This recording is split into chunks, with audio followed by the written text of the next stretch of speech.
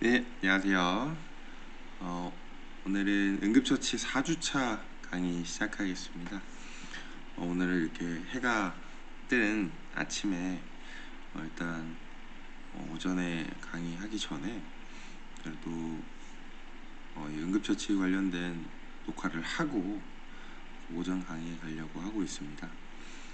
이제 제법 날씨가 선선해지면서 가을이 다가오는 기분이 드는 것 같습니다.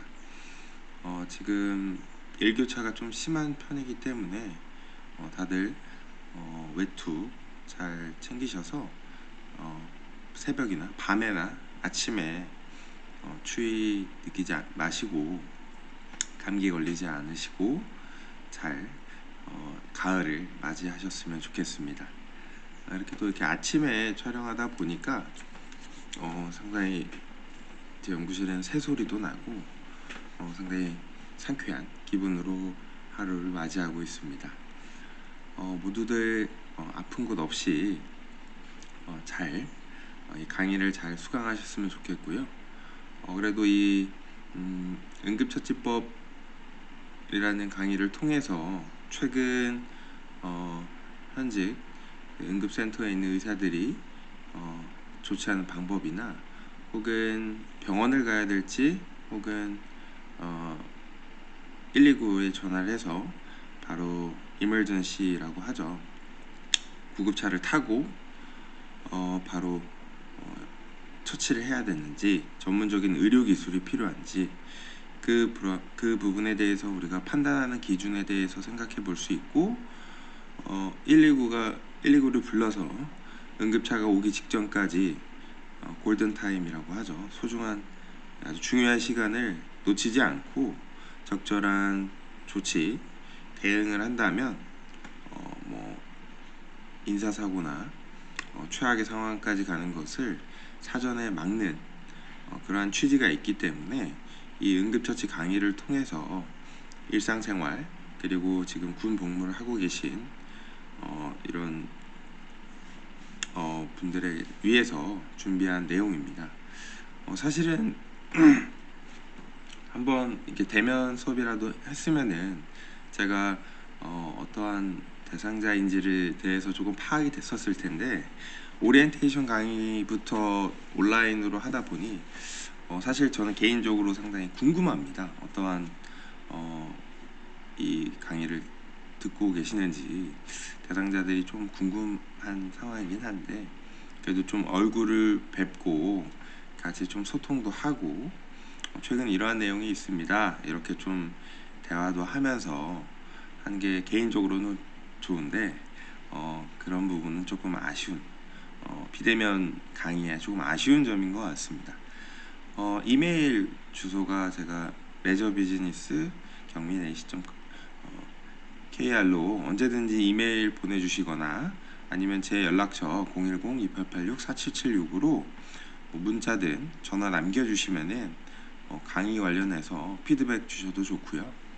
그럼 실시간으로 제가 받아서 다음 주차 강의는 좀 그러한 내용들을 반영해서 최근 사례를 더 듣고 싶으신 분들 뉴스 혹은 좀 더 전문적인 지식 처치법에 대해서 좀 더 심층적으로 알고 싶으신 분들은 제가 이 교환을 더 보내드릴 수 있고 내용과 관련해서 세부적으로 더 알려드릴 수 있기 때문에 언제든지 연락 주시면은 바로 연락드리겠습니다. 오늘의 목차는 집에서 할 수 있는 응급처치입니다. 집도 있고 내무관도 있고 실내에서 발생될 수 있는 호흡곤란, 가슴 통증, 질식, 잘못 삼킴 이러한 다양한 예기치 못한 일상생활에서의 긴급 상황은 늘 발생되는 것 같습니다. 저는 어린 3살배기 어린이와 7개월짜리 아이를 두고 있는 상황에서 상당히 불안 요소가 상당히 많이 있는 것 같습니다. 왜냐면은 어떤 게 위험한지에 대해서 인지도 잘 못하는 경우가 많기 때문에 하나하나 가르쳐주고 7살 아이 같은 경우에는 구강기이기 때문에 바닥에 있는 걸 모두 다 주워 먹는 그러한 아이이기 때문에 그런 유아를 대상으로도 상당히 늘 긴장하고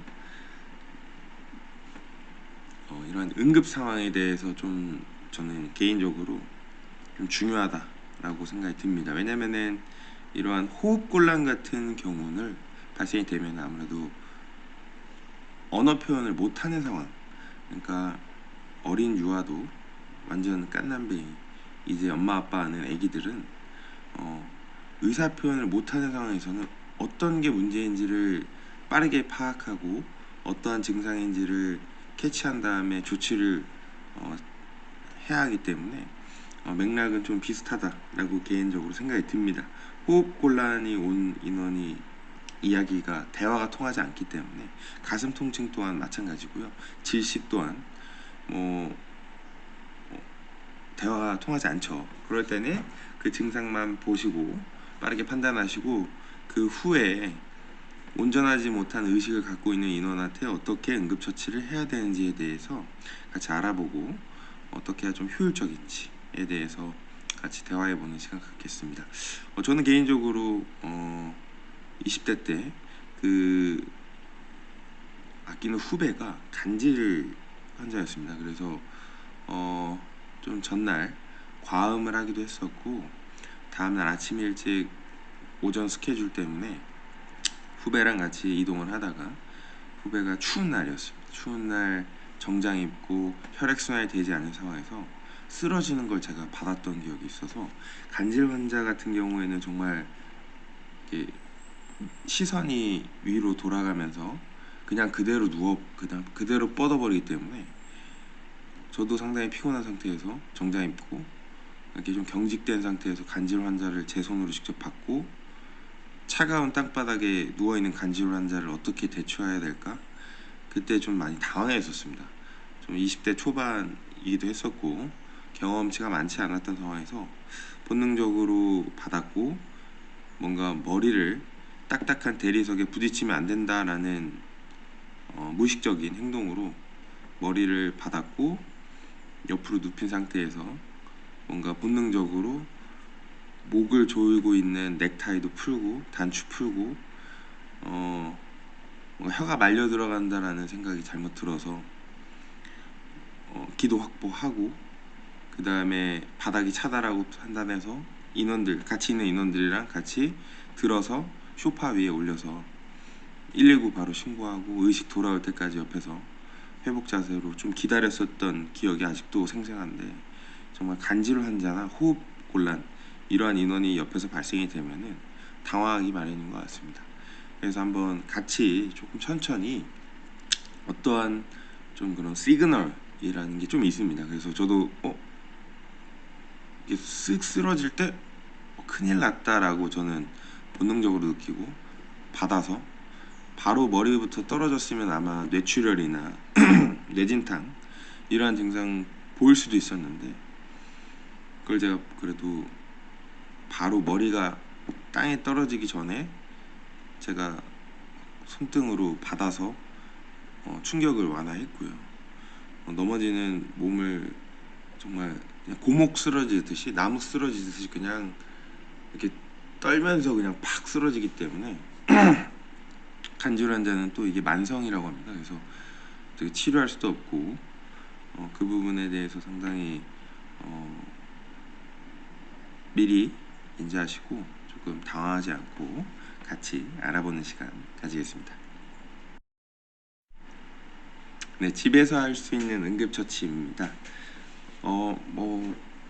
이거는 집이든 야외든 바깥이든 지하철이든 모든 공간에서 앞으로 이제 점차 이제 평균 수명이 증가하면서 발생할 수 있는 모든 상황이라고 생각이 들고요. 뭐 기차, 지하철, 버스 안에서 자동차 안에서 모두 다 발생이 될 수 있기 때문에 이 부분에 대해서 조금 기억해 주시고 좀 이러한 증상은 좀 괜찮아.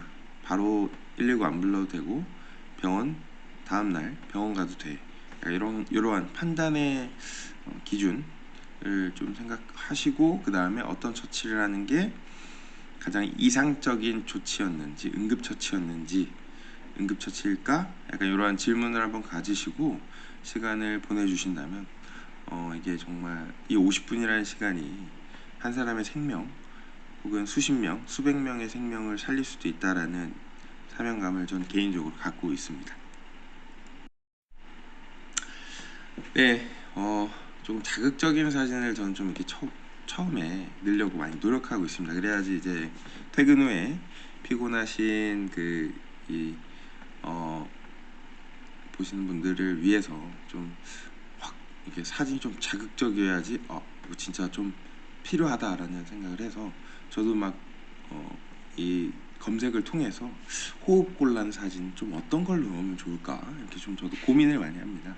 이건 따로 뭐 정해진 교환이 아니기 때문에 제가 개인적으로 검색을 해서 이러한 좀 사진을 좀 자극적인 사진 좀 넣으면은 좀 이 호흡곤란 상황이 어떤 건지에 대해서 확 눈에 들어오실 것 같고, 피곤하신 상황에서도 강의를 통해서 좀 흥미유발되는 사진을 좀 가급적 저도 이런데 출처를 밝히면서 인용을 하고 있습니다.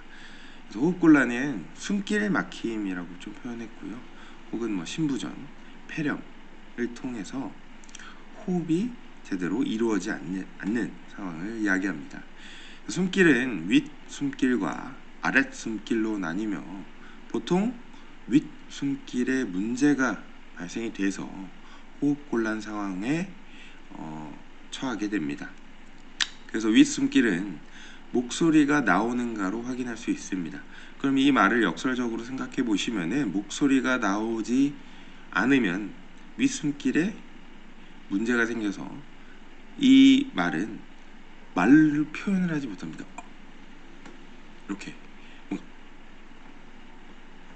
말을 안 합니다. 못 합니다. 그러면 그 자체에서 의사소통 자체가 되지 않고 그 사람의 당황한 표정을 만나게 되면은 같이 당황하게 되죠. 그러면은 동요하게 되고 그 혼돈의 상황에 같이 빠지기 때문에 상당히 당황스럽고, 정말 호흡곤란, 제가 앞에서 설명드렸던 간질 환자를 옆에서 보고 있으면 약간 이렇게 깜짝 놀랍니다. 진짜 이거 어떻게 하지? 막 혀를 깨무는 경우들도 있고 정말 그 의식이 없어지는 상황에 닥치기 때문에 상당히 많이 당황스러운 요소가 많이 있습니다. 그래서 이 호흡곤란에 대해서 조금은 피곤하신 상황이겠지만, 지금은 해가 조금 보이시죠? 제가 이렇게 후광이 많이 보이는데 이 아침의 기운을 밤에 조금 피로 회복에 이런 비타민과 같이 한번 강의를 해보겠습니다.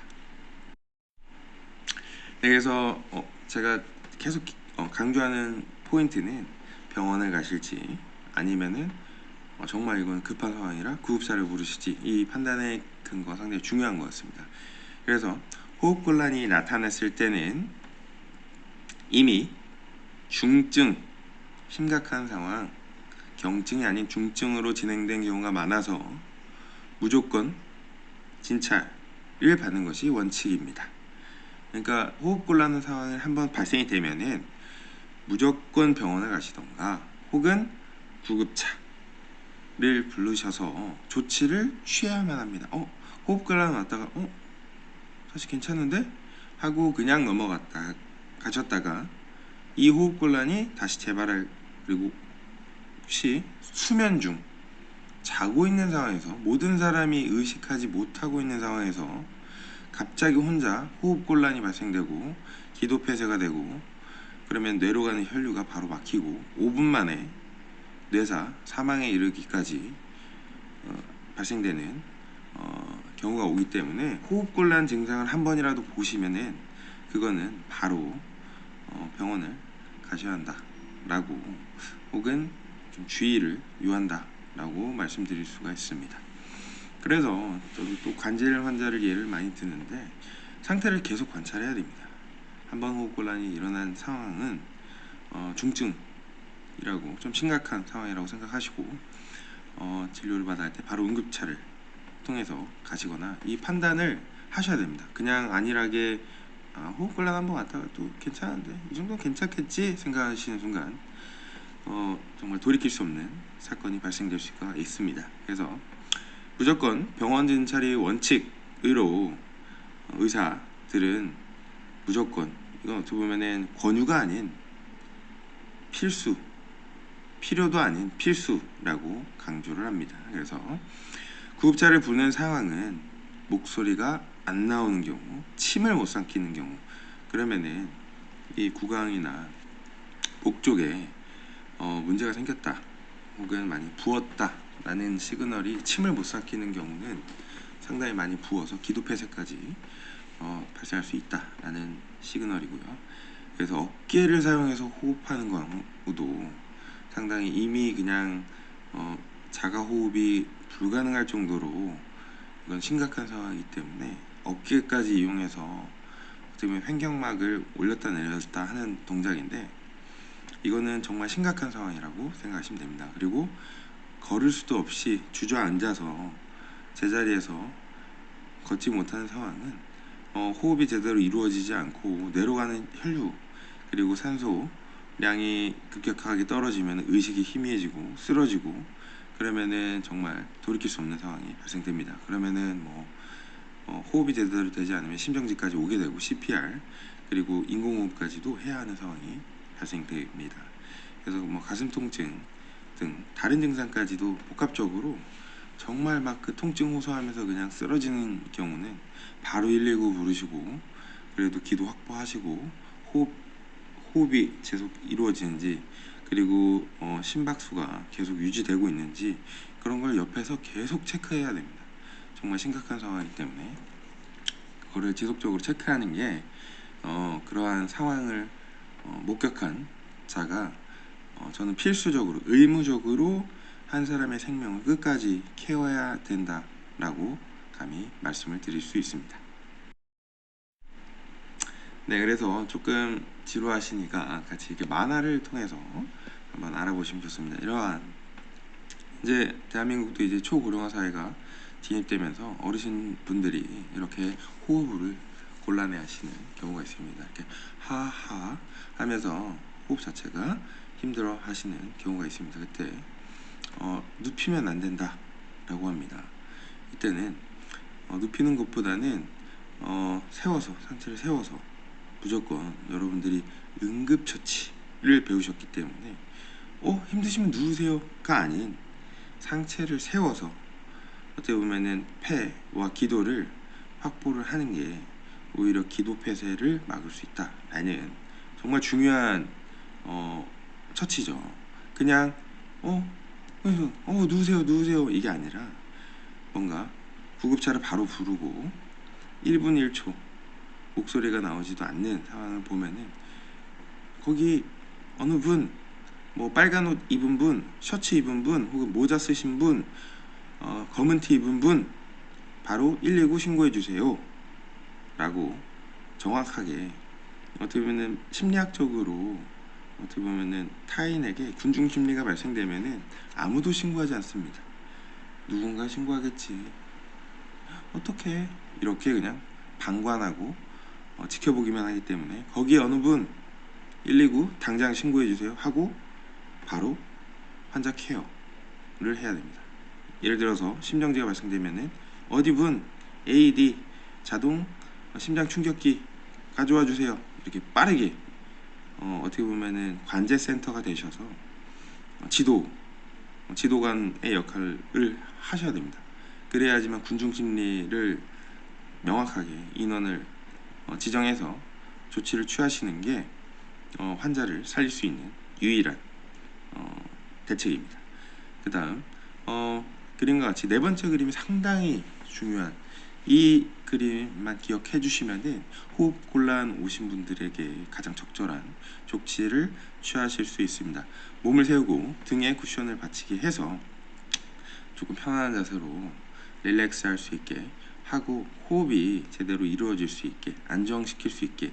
하지만 한번 이렇게 호흡 곤란이 발생되면은 무조건 구급차가 올 때까지 그거를 환자는 제대로 판단할 수 없기 때문에 그 자리를 지키시고 환자의 상태를 지속적으로 케어하고 정확한 병명, 호흡곤란이 발생된 중증 환자에 대해서 끝까지 책임을 져야 한다라는 말씀을 드리고 싶습니다.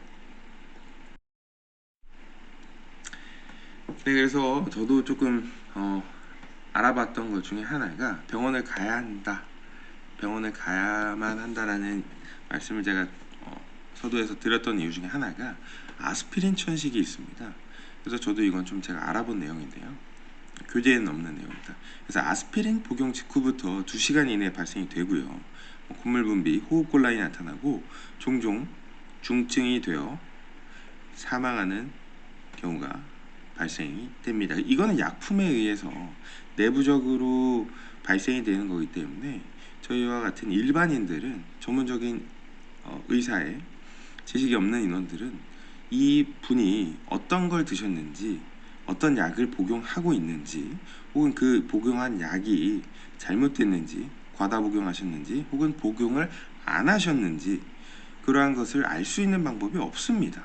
그렇기 때문에 호흡곤란이 한번 발생이 되면 중증 환자로 판단하시고 끝까지 구급대원이 와서 의사의 정확한 진찰을 받고 현재 복용하는 약이 무엇인지까지도 그것까지 케어하는 건 아니지만 그래도 일단 병원에 보내서 사망에 이르는 상황은 안 만드는 게 가장 중요합니다. 그래서 남성보다 여성에게 많고 또 중년 이후 기관지 천식 환자에게 발생해 종종 코플릭을 합병한다고 합니다. 그래서 소아도 이런 아스피린 천식을 나타낼 수 있고요. 기전이 아직까지도 해명되지 않았다라고 합니다. 그래서 이러한 이야기도 있답니다. 감기약이 천식을 유발한다 할까요? 이러한 질문을 최근 이런 이슈를 여러분들한테 말씀드리는 건데, 브루펜 많이 아시죠? 혹은 기타 약국에서 쉽게 살 수도 있고, 요즘 저도 최근에 들었던 내용 중에 하나, 젊은이들이 감기약을 한 8개, 10개 한 번에 먹는다고 합니다. 그게 약간 환각 효과가 있다라고도 해서 그냥 감기약을 그렇게 먹고 좀 안 좋은 이런 사례들이 있는데, 이렇게 약 복용을 한 사람을 저희가 알 수 없지 않습니까? 누군가 호흡곤란이 나타났는데 알고 보니 이 학생이 좀 환각 증상을 느끼고 싶어서 감기약 알약을 8알을 먹고 갑자기 호흡곤란을 느끼는데 저희가 왜 호흡곤란이 느끼지? 약간 이러한 건 알 수 없는 영역이기 때문에 그것까지는 알 수가 없습니다. 그렇기 때문에 무조건 호흡곤란, 중증 환자 119 무조건 병원. 네, 이러한 거를 좀 딱 이 절차를 기억해 주시면은 사망 사건을 막을 수 있다. 혹은 심각한 사태를 발생을 미연에 방지할 수 있다라고 이러한 응급처치 지식을 쌓으시면 좋습니다. 그래서 해열 진통제 때문에 천식 발작이 일어나는 아스피린 천식이라는 것이 있습니다. 어린에게서는 드물게 나타나며 20에서 40세에 발병하는 경우가 많습니다. 그래서 성인 천식 환자의 5에서 10%를 차지한다고 알려져 있습니다. 그래서 많은 국군 장병들이 군입대를 하게 되면은 20대에서 30대에 장병들이 있고, 그들은 평소에 복용하는 약이 있을 수도 있고 천식을 앓고 있는 인원들이 있고, 그 인원들이 갑자기 호흡곤란 증상을 나타나면 어떤 약을 먹고 있는지 천식이 있는지 그러한 백그라운드 지식을 저희는 모르기 때문에 그러한 호흡곤란 발생이 되면 전문적인 의사의 진찰을 무조건 받게끔 조치하는 것도 무조건적인 매뉴얼이 필요하다라고 말씀을 드릴 수 있습니다. 네, 다음은 가슴 통증입니다. 통증이 나타난 순간을 여러분들이 좀 기억을 해서 언제부터 가슴 아프셨어요? 약간 이러한 질문을 통해서 방금 지금 막이요 이 아니라 몇 시간 전부터 이렇게 딱 말하는 순간 이것도 조금 심각하구나. 이 정도 통증은 안에서 내부에서 저희가 안에 어떠한 문제가 발생되는지 사실 일반 의사가 아닌 이상 저희가 청진기를 이렇게 목에 하면서 이렇게 청진기를 대서 정확하게 진단하고 입원해야 되고 이런 것까지는 저희가 알 수 있는 영역이 아니기 때문에 그래도 증상 정도 통증이 언제부터 있었는지 이 정도는 알고 있으면은 제가 뒤에서도 설명해 드리겠지만 뭐 응급 대원을 만났을 때 최초의 그 신고자가 이러한 정보를 공유하는 것만으로도 의사들은 즉시 그러면은 그럼 이 환자는 5시간 전부터 가슴 통증을 느끼고 있었고 이러한 정보 하나가 상당히 중요하다고 합니다. 그래서 우리가 할 수 있는 최대의 응급처치는 그 정도 정보를 119에 전화해서 5시간 전부터 가슴 통증을 유발하는 환자가 있습니다 라는 이 말 한마디가, 왜냐하면 가슴이 아픈 환자는 말을 못 하잖아요. 근데 의사는 그러면 지속 전, 그러니까 이게 발병이 언제부터 시작됐는지를 알게 되면은 좀 더 보다 명확한 병을 진단할 수 있기 때문에 최고의 응급처치가 될 수 있습니다. 그래서 이런 걸 알면 좋고요. 가슴 통증을 일으키는 병에는 심근경색, 대동맥 해리, 이러한 것들, 심장질환 쪽도 많이 있고요. 어떻게 보면은 만성질환도 있을 수도 있고 저희가 그런 건 알 수가 없습니다. 지하철이나 버스나 길 가다가 어르신분들 이렇게 느끼는 분들을 저희가 정확히 알 수 없기 때문에 그냥 유추할 수 있는 겁니다. 뭔가 이런 심근경색 쪽에 문제가 발생되실 수 있겠다. 근데 그건 또 정확하지 않죠. 정확한 진찰 병원을 가야 알 수 있는 부분입니다.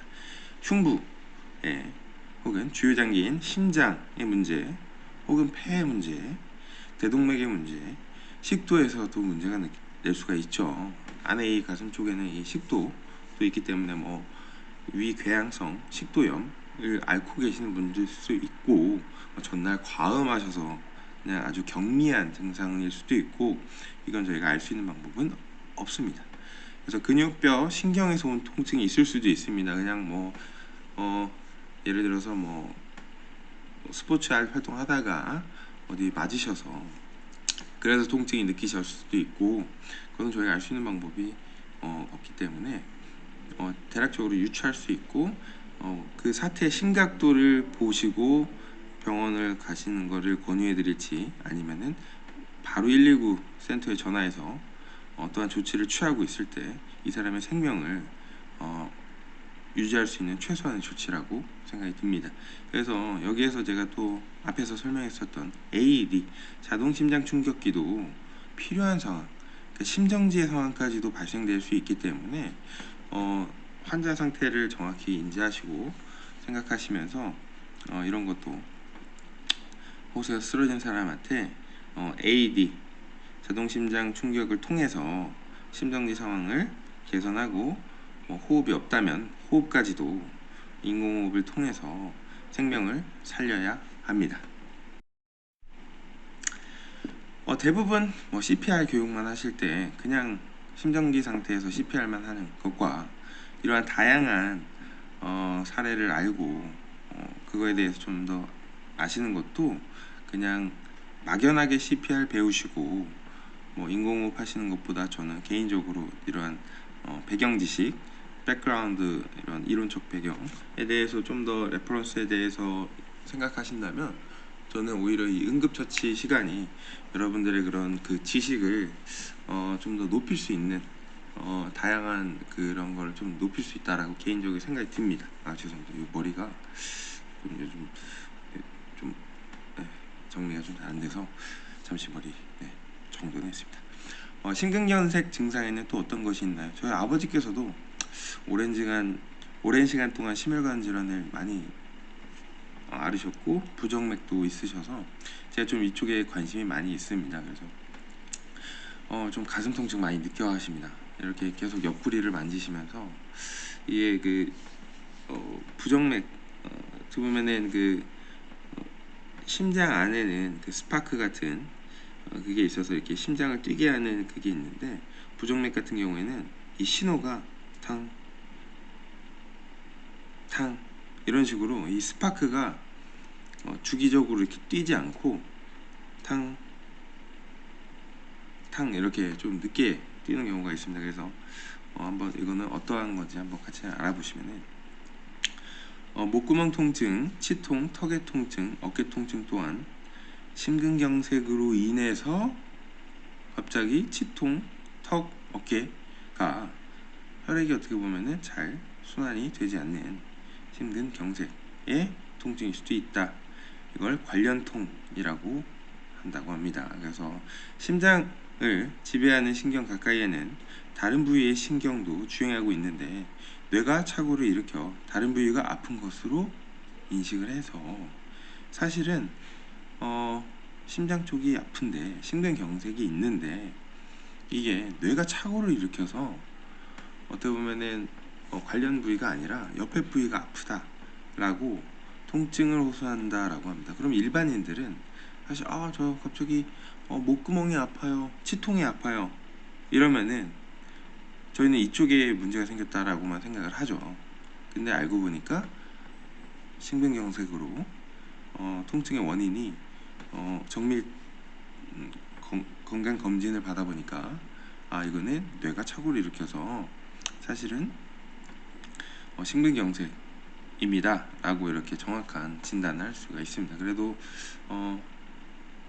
이러한 사례를 혹은 병원에서 이러한 최근 이러한 정보에 대해서 좀 알고 계신다면 만약에 이런 유사하게 다른 통증이 좀 있는데 알고 보니 심근경색이었다 이러한 것도 아시면은 보다 여러분들의 이런 지식에 지식 확장에 인지 확장에 도움이 된다라고 생각이 듭니다.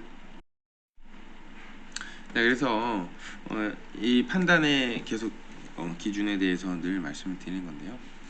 증상이 심할 때는 가능하면 여럿이서 대응하는 것이 좋다. 말씀드렸던 한 명은 환자의 호흡, 맥박, 그리고 지금 누워 있는 곳, 지금 회복 자세 이런 거 유지하고 기도 확보하고 이러한 거에만 신경을 써도 시간이 모자랍니다. 그렇기 때문에 인간은 할 수 있는 게 어떻게 보면은 병목 현상이라고 하죠. 너무 많은 일이 순식간에 주어지면 병목 현상은 병의 입구가 저희가 좁죠. 그렇듯 할 수 있는 일들은 한계가 있습니다. 병의 입구처럼. 근데 AED도 갖고 와야 되고 뭔가 신고도 해야 되고 뭐 바닥에 뭐도 제거해야 되고 옷도 풀어야 되고 이런 걸 한 번에 다 못하지 않습니까? 그러면은 그 짧은 5분 안에 골든타임 다 놓쳐버릴 수가 있기 때문에 어느 정도 CPR이나 인공호흡에 대한 지식이 있다면 빠르게 주변 사람들에게 AED 갖고 오세요. 한 명 검은 옷 신고하세요. 뭐 빨간 옷 AED 갖고 오세요. 지시하고 환자 케어에만 집중해도 정말 모자랍니다. 손이 모자라고. 만약에 또 도와주는 인원이 있다면 신발 벗기세요. 양말 벗기세요. 옷 조인 거 풀으세요. 하고 맥박 체크하시고 이렇게 그러니까 손이 많이 필요합니다. 한 명은 맥박 체크, 기도 확보, 턱 들어주고 이물질 있는지 한번 확인하시고 회복 자세 만들어 주시고 그 다음에 바닥이 너무 차면은 뭐 덮을 거 이제 날씨가 추워지죠. 겨울철 되면은 체온 유지도 상당히 중요하기 때문에 119 오기 전까지 혹은 AED가 도착하기 전까지 그 짧은 시간이라도 정말 소중한 시간이기 때문에 준비를 해야 됩니다. 그래서 AED 준비 그리고 구급차 오기를 기다리는 그 시간 구급차도 뭐 1분 만에 오지 않지 않습니까? 뭐 10분 외지면은 15분 이렇게 걸리기 때문에 그래도 우리나라만큼 구급차가 이렇게 빠르게 잘 오는 나라도 없긴 한데 그래도 그 시간도 상당히 5분이면 생명이 왔다 갔다 호흡 5분만 못해도 사람의 골든타임 놓치고 뇌사 그리고 그 이후에는 뭐 정말 안타까운 상황이 발생될 수 있기 때문에 이 부분에 대해서 조금 한 번 더 생각해 주시면 좋고요. 병원으로 갈 때는 뭐 통증이 점점 심해진다, 심호흡할 때 통증이 더 나타난다. 그래도 예전에 먹던 약 드시고 그래도 좀 괜찮아졌어. 그래도 좀 옆에서 지속적으로 관찰하고 통증이 점차 더 심해지면은 무조건 병원으로. 뭐 새벽이면은 밤이면은 무조건 응급실 가시고 뭐 낮에 그러면은 바로 병원으로 가시고 근데 병원으로 갈 시간까지도 병원 가는데 뭐 30분 1시간 걸리죠. 우리들 뭐 예약해야 되고 기다려야 되고, 그러니까 응급차를 타고 바로 의사님을 만나게 되는 건 구급차입니다. 바로 그러한 1시간, 2시간의 소요 시간이 용납되지 않는 게 바로 구급차인데요. 갑작스러운 통증, 막 식은땀 동반, 어깨턱 퍼지는 느낌의 통증이 막 이동하고, 파열의 느낌, 얼굴빛이 안 좋고, 의식 없고, 숨쉬기 힘들고, 죄어지는 통증이 20분 이상 되면은 안에서 뭔가 혈관이 문제가 발생이 됐거나, 혈관이 막혔다거나, 안에 출혈이 발생됐거나, 심각한 상황이 발생될 수 있기 때문에 바로 응급 상황으로 가셔야만 합니다. 그래서 응급처치 두 가지가 있습니다. 그래서 구급차를 부르고 환자에게서 눈을 떼지 않는, 지속적으로 계속 관찰해야 됩니다. 제가 계속 말씀드리는 게 호흡하고 있는지, 맥박 뛰고 있는지, 기도, 그러니까 구강에 이물질이 끼지 않았는지, 그런 것도 다 보셔야 되고, 일단 구급차를 부르시고 AED, 그다음 심근경색은 심장병을 원인으로 나타내는 가슴 통증은 촌각, 1분 1초가 아까운 즉시 구급차를 불러서 심정지 상태를 대비해야 되는 겁니다. 만약에 진짜 막 호흡 힘드시고 통증 너무 심해 하시면은 미리 자동 심장 충격기를 미리 확보하시고, 그거 확보하는데 문제 생기는 거 없습니다. 그래서 확보하는데도 없는 곳이 많이 있습니다, 사실.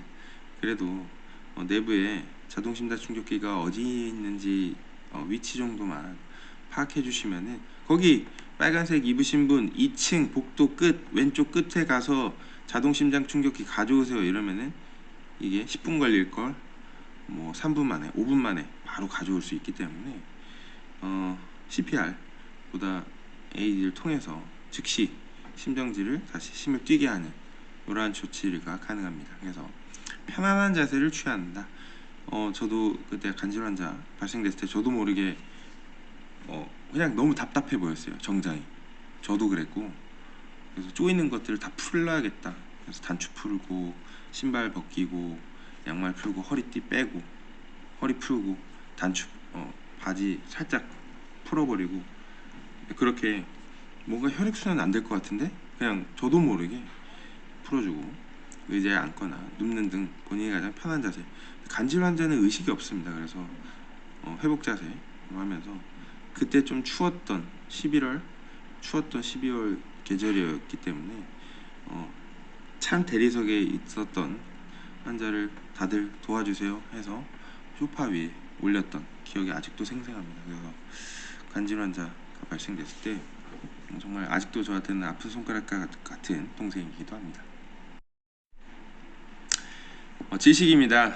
아무래도 이것 또한 의사소통이 전혀 되지 않는 상황이고요. 말을 할 수가 없습니다. 지식. 그래서 예를 들어서 영화에도 나왔던 것 같은데요. 그 기차 같은 데서 그 찹쌀떡 아시죠?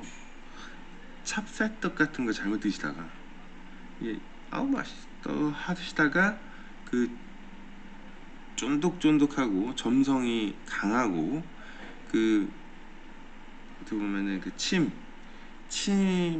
그런 윤활유, 액을 순식간에 흡수시키면서 어떻게 보면 그 마찰이 상당히 높아서 한번 목이나 식도에 껴버리게 되면은 순간적으로 들어가지도 않고 나오지도 않는 그 막힘 현상이 순식간에 발생됩니다. 그래서 찹쌀떡 먹을 때 정말 조심해야 되는데요. 목에 이물질이 걸렸을 때 빼내기 위한 처치가 필요합니다. 그래서 응급도가 상당히 높아서 정말 저는 또 제가 또 라이프가드 자격증이 있는 사람이고요. YMCA 그 자격증 취득했고 수영을 그래도 좋아하는 편인데, 한 번은 또 그 지인과 그 물놀이를 하고 있었을 때 수영을 못하는 인원이랑 같이 계곡에 들어갔다가 발이 점차 닿지 않는 곳에 좀 이렇게 본인이 수영 자신감이 높아져서 제 아는 지인이 점차 계곡으로 들어오더니 발이 안 닿기 시작하고 물을 2번 정도 먹으니까 헐크로 변합니다. 사람이 호흡이 안 되고 물을 굴컥 2번 마시면 정말 그냥 보이는 거 다 잡고 제 머리를 누르면서 일어나는데 그때 저는 와 진짜 물에 빠지려고 질식사 하려는 사람은 그냥 닥치는 대로 잡고 누르는구나 라는 거를 그때 확 진짜 피부로 사람이 진짜 본인이 죽을 것 같으니까 친구고 뭐고 없습니다. 그냥 저 밟고 그냥 제 머리 누르면서 올라가더라고요. 와 그러면서 수영을 할 줄 알고 잠수를 하고 인명구조를 해봤던 인원은 순간적으로 호흡을 마시고 저는 잠수를 오히려 하죠. 제 머리를 밟고 올라가는 친구를 밟히면서 올라가고 그 친구를 살짝 들어주고 저는 잠수를 그래도 2분 3분은 할 수 있기 때문에 그 친구 충분히 호흡하게 제가 몸통을 잡고 올리고 친구 호흡하게 하고 저는 잠수한 상태에서 평형발차기로 그 친구의 등을 밀었습니다. 등 밀고 숨 참고 등 밀고 등 밀고 등 밀어서 이 친구가 현재 발이 닿지 않기 때문에 무조건 팔로 뭔가 다 잡아서 살려고 하는 욕구를 느꼈기 때문에 그렇게 제가 평형발차기를 하면서 잠수한 상태에서 평형발차기를 하면서 저도 물을 좀 먹었죠. 갑자기 머리를 그냥 꾹꾹 눌리는 상황이었기 때문에 물 조금 먹어도 참고 평정심 유지하면서 평형발차기 하면서 계속 친구를 물 바깥쪽으로 밀어서 그 친구가 저한테 생명의 은인이라고 하면서 저를 보는 눈빛이 좀 달라지더라고요. 그래서 너 진짜 죽을 것 같았구나 라고 하니까 진짜 자기는 죽을 것 같아서 그냥 보이는 거 다 잡고 누르고 일어났다고 질식사할 것 같아서 죽을 것 같아서 눌렀다 고맙다 라는 진심 어린 고마움을 저한테 느끼는 걸 보면서 와 이게 호흡이 숨을 한 30초? 1분만 본인이 숨 쉬고 싶은데 숨 못 쉬면은 정말 헐크로 변하는구나 힘이 정말 세지더라고요. 그래서 진짜 3분 지나면 생명 바로 위험합니다. 제가 만약에 그때 그 친구가 계곡에서 물 들어가는 걸 옆에 없었고 제가 오히려 물 깊은 데 안 있었다면 아마 저도 끌려 들어가서 뉴스에 나왔을 수도 있다 라고 좀 위험하구나. 그래서 젊은 친구들이 계곡에 함부로 가면 안 되겠다. 그거는 약간 수심이 높은 곳 뭐 1m 이상, 1.5m 이상 되는 데에서는 젊은 20대 친구들이 수영을 배우지 않은 상태에서 물가에서 노는 그것은 정말 위험하고 술 먹고 들어가고 막 다이빙하다가 밑에 돌에 부딪히고 막 그래서 간혹 좀 안타까운 뉴스들을 많이 접하는 것 같습니다. 뭐 20대들 계곡에서 놀다가 급류에 휩쓸려 뭐 수심 깊은데 혹은 뭐 다이빙하다가 그 돌에 부딪혀 뭐 이러한 뉴스들이 매년 나오는 것 같습니다. 매년 여름에 계곡에서 그러한 사건들 좀 안타깝습니다. 하여튼 뭐 이러한 지식사가 있는데 지식을 눈치채는 것이 중요합니다. 그래서 뭐 엄지와 엄지로 목을 누르는 이 초크 사인을 보이면은 지금 나는 호흡을 못 하고 있어요. 살려주세요. 나 죽을 것 같아요. 이 말입니다. 나 안 도와주면은 곧 죽어요. 라는 정말 헬프이고요. 그래서 목소리 안 나고 얼굴이 파래진다 라고 표현을 합니다. 그래서 3분 만에 목숨이 달렸다. 신속한 대처가 필요하다 라고 나왔고요.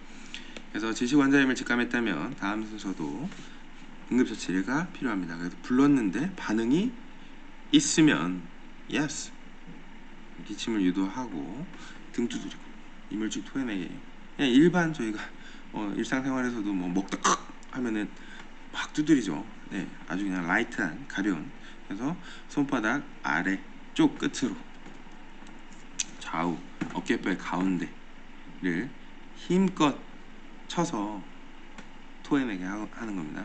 근데 no 시그널이 보이고 불렀는데 반응 없습니다. 정말 그 헐크 좀비로 변하기 시작합니다. 사람이. 그래서 반응 없고 눕혀서 심폐소생을 해야 되는 정말 응급한 상황이고요. 그 상황에서 누구야? 응급차 불러. 누구야? 에이드 갖고 와. 이렇게 빠르게 판단을 해야 됩니다. 그리고 구강 내에 제가 계속 그 기도 폐쇄를 막아야 한다라고 늘 표현하는 게 구강 내 이물질 제거도 중요합니다. 그래서 등 두드리기 그림처럼 손바닥에 이 부분으로 밑에 쿵쿵쿵쿵 충격이 갈 수 있도록 스매싱이 아닌 쿵쿵쿵쿵 충격이 갈 수 있도록 어깨뼈 중간을 강하게 두드려 주면은 네, 걸렸던 게 나올 수 있고요. 환자 뒤에서 한 손을 겨드랑이 밑에 넣어서 가슴과 턱 아랫부분을 지지한 뒤 턱을 젖힙니다. 손바닥 아래 부분으로 좌우 견갑골 중간 부분을 강하게 치는 등 두드리기. 1세 미만일 때는 한쪽 팔 위에 영화를 엎어놓고 이렇게 제 전완근에 아이를 올리는 겁니다. 그러니까 손으로 턱을 지탱, 그리고 머리를 몸보다 낮은 위치에 오게 한 다음에 다른 손가락의 가운데 부분으로 등 가운데를 여러 번 강하게 치면은 영아, 유아를 살릴 수 있습니다. 그래서 질식을 조심할 때 어떤 음식이 있을까요? 그래서 앞에서 제가 말씀드렸던 찹쌀떡, 컵젤리, 사탕, 그죠? 동그란 사탕, 포도 이런 것들이 많이 이렇게 걸려서 응급실에도 많이 오는 거죠. 그래서 고령자 어린이는 어떻게 보면 삼키는 힘이 약하고 기침할 힘이 약하기 때문에 가위로 잘라서 그래서 먹는 게 중요하다라고 여러분들 소개해드리고 싶습니다.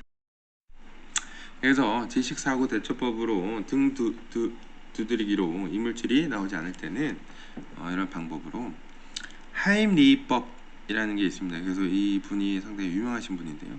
아직까지 살아계신 분이고요.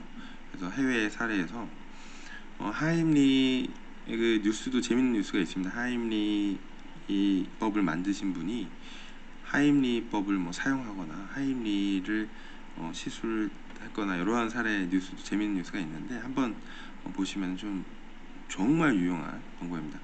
환자를 백허그 하듯 등 쪽에서부터 감싸고 주먹을 쥐어 엄지 한쪽을 환자의 배꼽 바로 위, 중요한 포인트입니다. 배꼽 바로 위에 엄지로 누르는 겁니다. 그래서 다른 한쪽 주먹에 얹고 강하게 비껴 올리듯이 배를 밀어 올린다. 어떻게 보면 좀 약간 횡격막을 자극해서 쿡쿡 올리는 이러한 동작입니다. 그래서 어린이일 경우에는 한쪽 무릎을 꿇어서 키를 맞춘 다음에 배꼽 바로 위를 대서 쿡 순간적으로 압력 프레스를 통해서 밀어내는 것입니다.